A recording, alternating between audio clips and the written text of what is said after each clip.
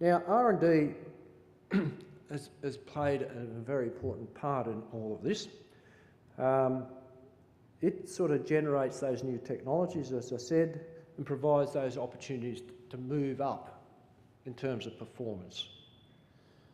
Now, Philip had a graphic, something like this morning. It was carved up slightly different.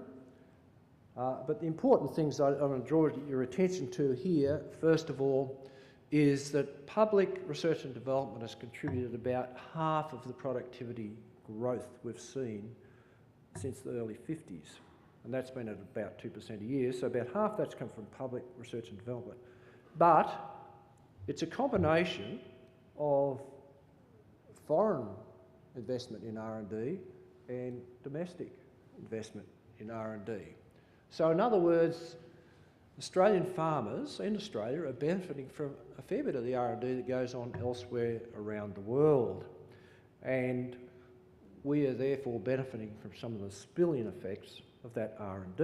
And anyone who's involved in farming can think of how many innovations in your sector have perhaps came up initially as a result of foreign investment in R&D and foreign developments that have been brought into Australia and adapted through extension, amongst other things, to the local situation so that we can benefit as well. So the other thing that's not on there, and we haven't been able to estimate this properly yet, and I'm hopeful that we can, because we have a very good and clever team working on this. I'm just the messenger, in a sense, is farmers also pay levies. We all know that. Anyone who produces agricultural produce. That's over here in this group here somewhere. Now, we haven't been able to estimate the extent of that yet. I'm hopeful that we can, but there's a few methodology problems we have to deal with first to do that.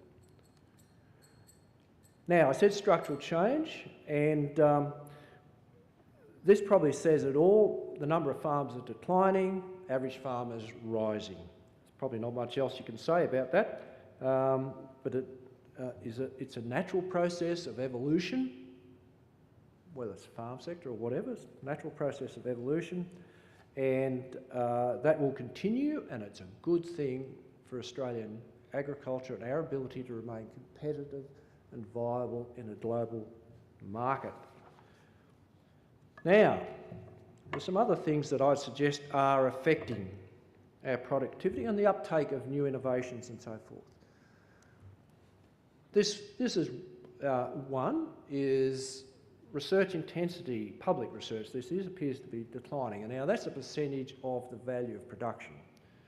It's still going up, but at a slower rate, but it's falling behind the value of production. So that's a factor, and Julian may talk about this some more later on from an international perspective. The second thing is we have an ageing farm population, particularly owners and managers. Now, we've been hearing this, I've been hearing this all my professional life, and I guess I've been part of this in the sense of moving up the curve here. But I suppose the important thing there is the number of, or the proportion of farmers in the over 55 group has grown by 20% in just 10 years. That's a big increase. Now that has important implications, I'd suggest, for what else we've seen. Now, GRDC did a survey of growers, and here's some of the results they came up with. First of all, they asked, have you taken on a new management practice or some sort of new farming practice in the past year, I think it was, and most of them had. And then they asked specific questions about different sorts of farming, controlled traffic, variable rate technology, precision ag and so forth, integrated weed management. What we see there is that the older farmers are more conservative in their approach to adoption of these new technologies. Now, I don't find that surprising. It is a fact of life, though, out there. And those people are probably largely, but not entirely, down there in that average I showed you earlier. If you're getting close to retirement, you're probably less inclined to risk it all on some new innovation. you'd think to yourself, well, I could blow it all or blow most of my retirement savings. I think I'll just take it a bit easier, a bit more comfortable, and therefore I'm not pushing the envelope, so to speak. Importantly, the last three columns there, well, on GM varieties, you can see that everyone's a bit cautious about them, but again, the older farmers are less likely to go in for GM. Now, land values, probably impeding the rate of adjustment. Land values have risen a lot in recent years. There's could be a lot of reasons. One could be competition from near urban dwellers, hobby farms, mining, forestry uses, investing for capital gain. Some would suggest exceptional circumstances, business support is keeping farmers in business that may not otherwise be, and that's helping push prices up. It's also making it harder for other farmers to expand, and that's important. Another one is GM. Now, as you can see here, it's increased a lot, doubled in the past decade. Basically, the land under GM crops, about 95% of that is in those countries mentioned there. Australia is somewhere in other. In fact, we don't even get on the radar. We grow about 200,000 hectares. And it's possible that government regulations will ensure that we stay fairly low on the radar. But that's something to be dealt with. Right, last few slides, just improving productivity. There's a lot of things, and Philip mentioned these, some of them anyway this morning. I won't try and go through it all, but there are things that enable productivity growth. Obviously investment in R&D, the other is infrastructure, and the third one is human capital development. And I've listed a few things there that contribute under each of those. That bottom one there I think is important. It'd be good to see agriculture as preferred career choice by our younger people.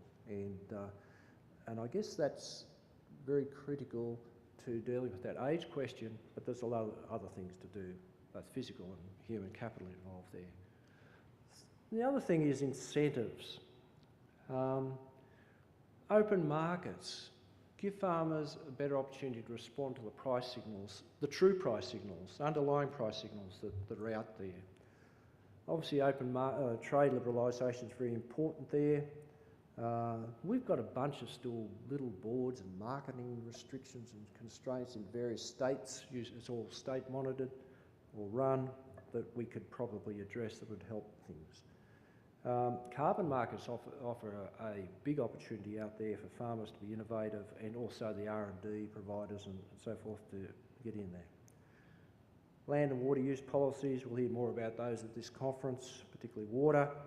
Regulatory reform, GM regulations we've got in place at the moment may well impede or slow down climate change adaptation in this country. It's an issue that needs to be addressed and will be addressed, I would imagine, but possibly slowly. So to conclude, I think these are the main points I'd just like to leave you with. First of all, productivity is really important to agriculture, but it's slowing down. And the gap between the best and average farmers is getting wider. And the contributors to that is some slowing in R&D investment in a relative sense, an ageing farm manager and workforce, land prices, and barriers to GM. There's others out there, of course, but there's some I can mention at the moment. Policy reform is going to be very important to productivity, both enabling productivity investment and growth, but also in terms of the incentives that people, farm managers and researchers face in order to innovate. And finally, I'd suggest, maybe bravely and overstating it perhaps, but perhaps not, is the price of failure will be declining agriculture in this country.